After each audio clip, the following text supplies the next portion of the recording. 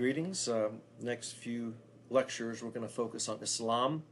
Like with Hinduism in the past, Islam is such a large religion that it needs at least a couple of lectures to get through it effectively. So let's go ahead and get started on Islam. It's estimated around 1 billion followers of Islam in the world today, and this number continues to grow. Now, people always talk about how Islam is the fastest growing religion in the world and such, and though numerically that might be true, it is an interesting study to see that most of that growth can be attributed to the fact that they have large families. There is not a huge number of people who are actually converting to Islam, although it does happen. It happens in the U.S., it happens in other places. But most Muslim growth is the fact that, unlike the Western world, Muslim families tend to have 4, 5, 6, 7, 8 children. And that is the primary way that their growth takes place, is large families. So you need to be aware of that. Though Islam is definitely huge and it's a growing religion, it's not the same thing as Christianity that tends to be grown through conversion to faith. So currently, Muslims make up around 35% of the unevangelized people in the world, but at the moment, only 4% of missionary efforts are aimed at reaching them. So that can be a point of prayer for us.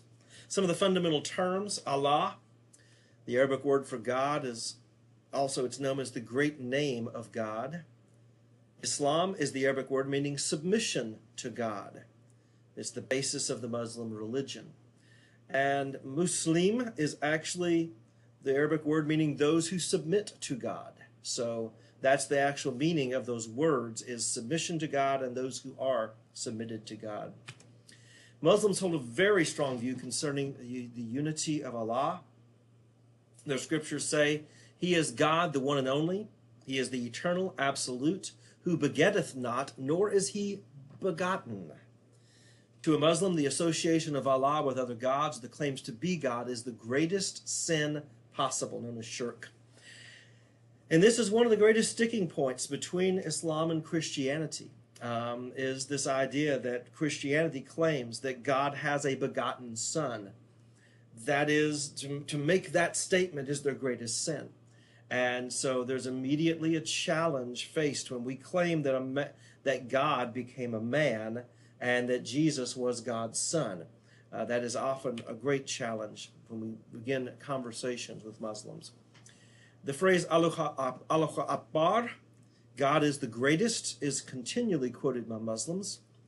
And whatever it is that you can conceive of about God is only part of what God could be. So that's the understanding.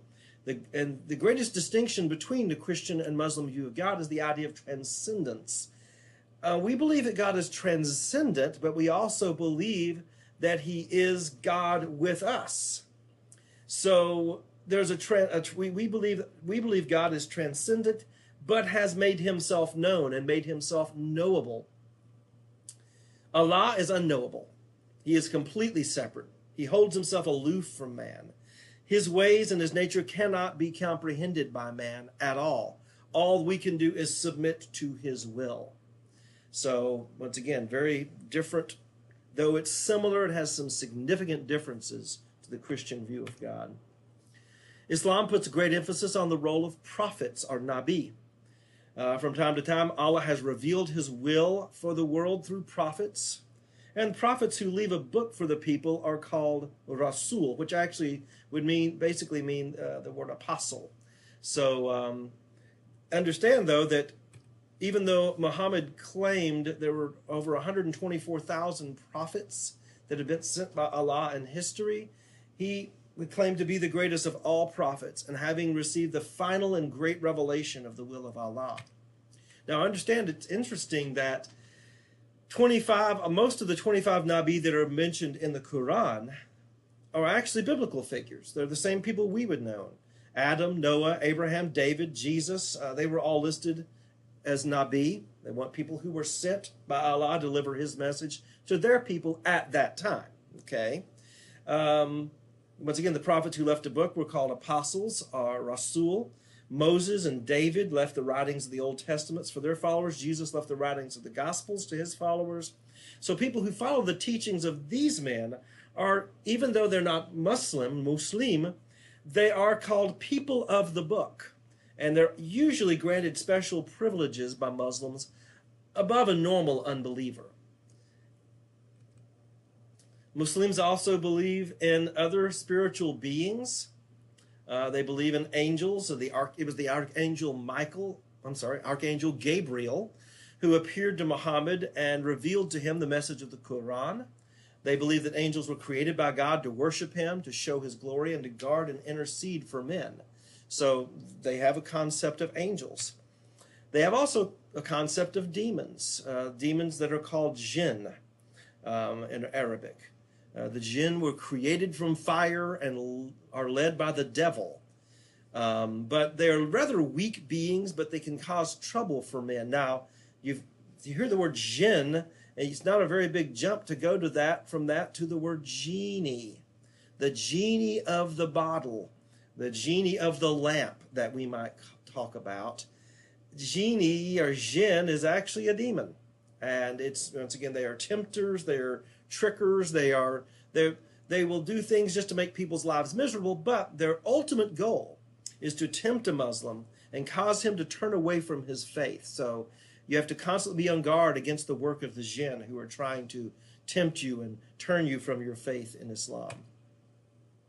One of the earliest components of Muhammad's teachings was the concept of an impending day of judgment that is to come on the whole world.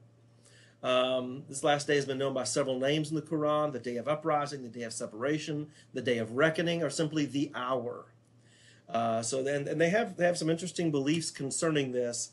They believe that Muhammad will stand before Allah and intercede for the people, because Abraham, Moses, and Jesus will feel that they are not worthy to do so.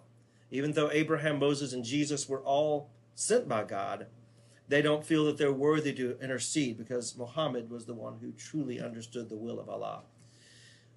All people will be given a book of their deeds, and the righteous will receive the book of deeds in their right hands, the wicked in their left hands. And so the basis of judgment will simply be sincere submission to Allah's will. Now understand, the judgment, there will not be any mercy, there will not be any grace, there is no payment for sin, there is no payment for wrongdoing, there is no savior. You obey the will of Allah. And if you obey the will of Allah, you make Allah happy, and if Allah is happy, you will enter into paradise. If Allah is not happy, you do not. It's absolutely the scales. Literally, your deeds and your obedience to Allah are put on the scales, and that's the only thing that matters. So they're really, and that is, in my opinion, one of the greatest weaknesses of Islam is that it does not have a savior. Every person is left to be as obedient to Allah as they can, but there is certainly no certainty of salvation. There can be no surety. You just have to be as obedient as you possibly can and hope that Allah's in a good mood that day, because the day of judgment will be just absolutely based on Allah's will. So, looking for a few minutes at the beginnings of Islam, the greatest narrative of Islam has to do with Muhammad, his life, his visions, and his revelations. They consider Muhammad the final prophet, and his revelation, the Quran, is the purest and most complete revelation Allah has ever given to mankind. So, just a very quick overview. There's so much more that could be said about Muhammad, but just a few slides to talk a little bit about Muhammad and his receipt of the Quran. He was born around 570 AD. 570 AD in the city of Mecca, into the pagan Quraysh tribe. The Quraysh claimed direct descent from Abraham through Ishmael. So there's your connection. You know, people they connect back to Abraham. That's because Muhammad himself felt that he was a descendant of Abraham through Ishmael. The Arabian religion was filled with polytheism and animism at that time, and Mecca was the center for that religion. Mecca was the focal point for the people making religious pilgrimages, and the city was filled with religious statues and gods and goddesses, and They were worshipped by all the people who lived in the Arabian Peninsula. And at the center of the city was the Kaaba, the cube, that was built, dedicated to the god Hubal. And it built into its wall was a meteorite that was considered to be holy because it had fallen from the heavens. So the Kaaba and Mecca, all of these things already existed, and they were already used in the pagan worship of the Arabian people in Muhammad's day. It is thought that through contacts with Christians and Jews, and perhaps some Hanif, which were pious Arabians who served only one God, they might have even have been, and when they say the word Hanif, they may have been Zoroasters for all we know. Muhammad became aware of monotheism and became disgusted with the pagan religion's practices that he was surrounded by. And at the age of 40, while he was meditating in a cave, and this actually is the cave, they say, which is now on what is called the Mountain of Light, Muhammad received his first revelation. The angel Gabriel appeared to him and commanded him, recite. And the word recite, at that moment, he became a fiery prophet and leader who refused to compromise his teachings and principles. His ongoing visions encompassed two main teachings. Once again, it started out as two main teachings and two big things that went on. And as time went by, it became more and more complicated, more and more, fleshed out over the years. So Muhammad's visions, it's basically the first vision was there's only one God to whom all men must submit. And the second is that there will be a day of judgment where all will be judged based on whether or not they've obeyed God. His wife, who he had actually married, was actually an older woman, very wealthy woman, believed, and she immediately began to use her wealth to spread his teachings. And even though it was slow at start, came a time where the followers of Muhammad became so numerous in the city of Mecca that the city of Mecca became uncomfortable with what was going on there. And Islam was having a deleterious effect on the practices and businesses of idol worship, because idol worship is a money-making thing. So they began to persecute Muhammad and his followers. The persecution became so severe that in AD 622, Muhammad and his followers fled from Mecca to Yathrib.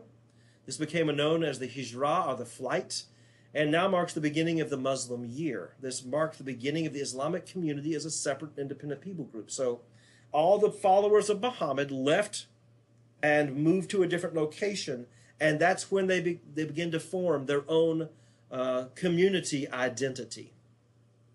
Now, Muhammad was initially welcomed in Yathrib and was even put in charge of the town. He enjoyed great popularity there and even made a pact with the Jewish community. But the pact was broken later when some Jews attempted to assassinate him, and he ordered all the Jews killed. So very early on, we can see that there was a lot of politics going on in the development of Islam. Islam continued to grow in numbers and in influence. Many of the Arabian tribes began to swear allegiance to Muhammad. What would take place is that a group of tribal leaders would go to another tribal leader and say, hey, we're following this Muhammad guy. I think you ought to follow him too, because we've got this many people and got that many people. You can either follow him or you can become our enemy. So he created this huge gathering of leaders, Arabian tribal leaders, that pressured one another, and then they had all their people accept Islam. And so he had a force large enough that he was able to capture Mecca. He removed all the idols from the city, and he cleansed the Kaaba of all the statues and the special ceremonies. So there was actually a cleansing and I guess you would say a claiming of the Kaaba that made it to where no longer it was a temple to or shrine to idols, but it became a shrine at which they focused their worship. And Muhammad still kept Mecca as the center for religious pilgrimage, even though he set up his headquarters in a different location. He died in 632 as the religious and political head of much of the Arabian Peninsula.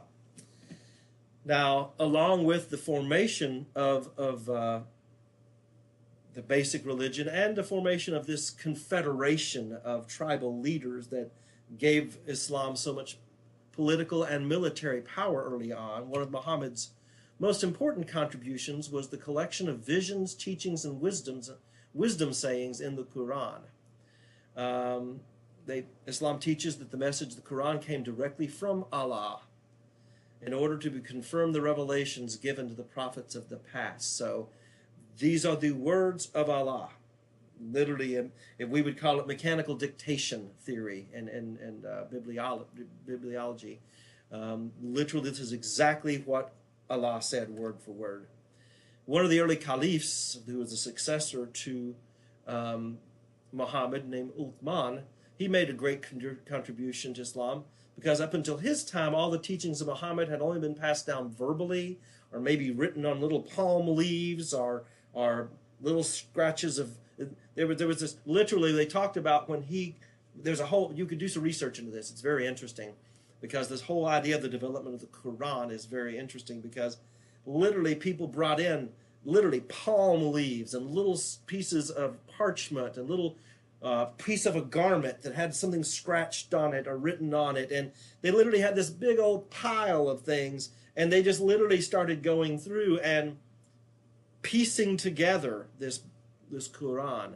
And there was a lot of arguments and discussions, and many people feel that there was a lot of commentary added, and they also feel like a lot of things that initially had been taught by Muhammad were left out. But this collection became the authoritative edition of the Quran. Now, the Quran is about as long as the New Testament. It's divided into 114 chapters called surahs, each surah being divided into verses.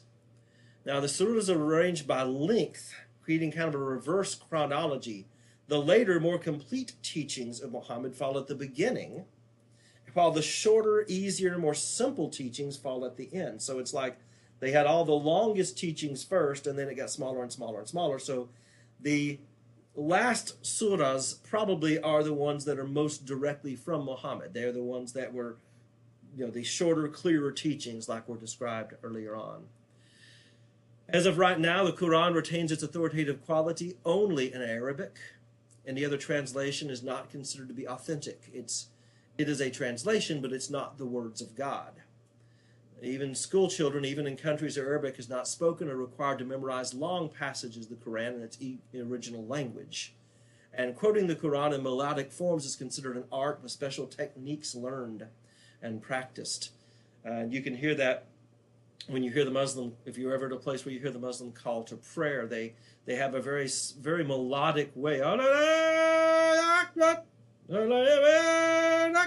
don't know it, so I'm just reproducing the sounds I've heard without knowing the actual words. But it's very specific rhythm and structure, and people are rewarded for their ability to quote the Quran, the Quranic texts, in a beautiful, flowing Arabic. Along with the Quran, Muslims have another holy book considered authoritative, at least among certain groups. It's called the Hadith.